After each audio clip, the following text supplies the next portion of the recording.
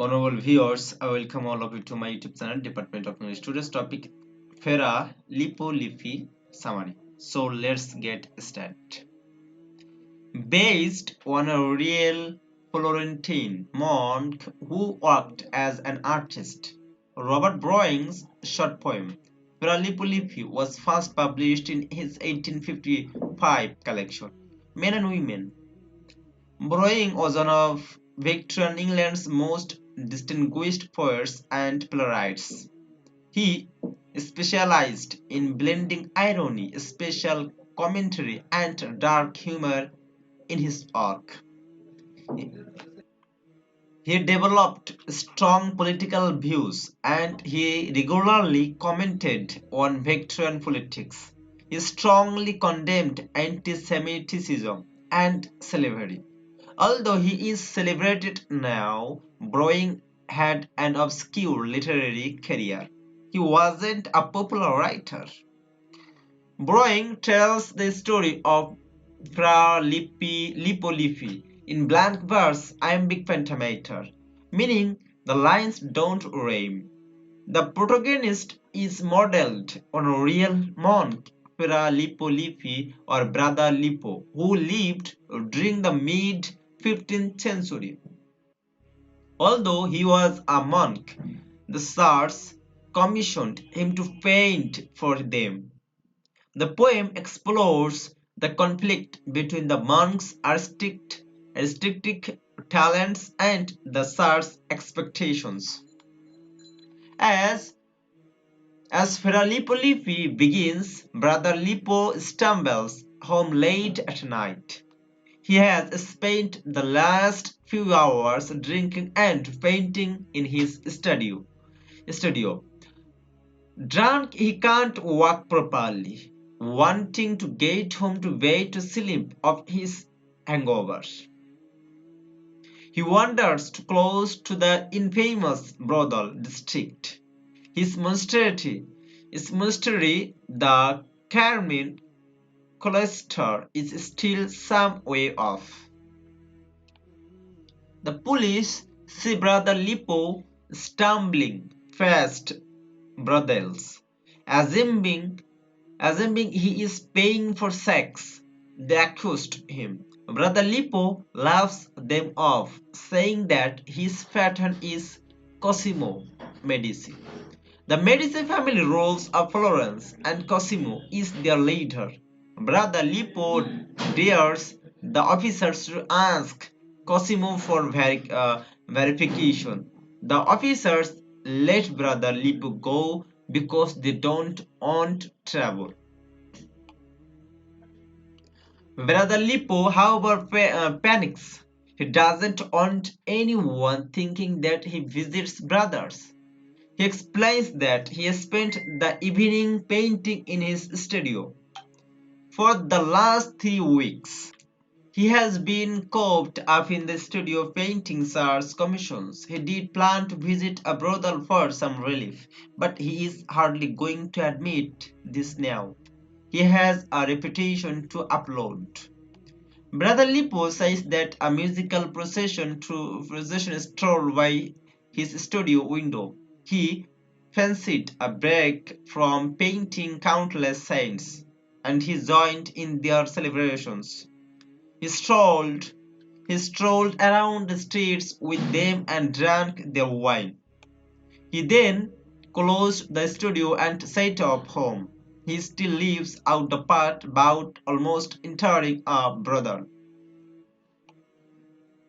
Brother Lippo explains that he grew up on the streets after his parents died. He then joined a monastery. The monks fed him for months before inviting him to stay. He couldn't turn the opportunity down since he had nowhere else to go.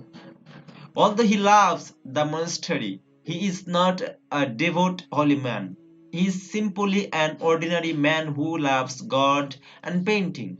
His story interviews the officers and they ask for information. Still drunk and giddy Brother Lippo happily obliges. Brother Lippo talks about his painting style. believing in artistic honesty and relations. He doesn't make his subjects holier or more attractive than they truly are. Brother Lippo finds that humanity is beautiful without artifice. The monastery prior disagrees. He wants Brother Lippo to paint holier pictures. The prior wants nothing but saints, grandiose buildings, and angels. There's nothing easy about monastic life.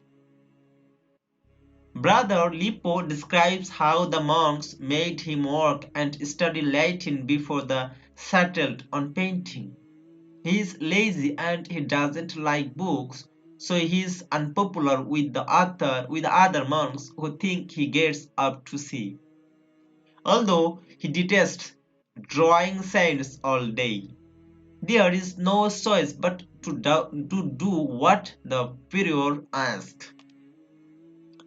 It is better than living on the streets. The officers wonder how Brother Lippo can paint for the prior what the sirs if he doesn't share their vision.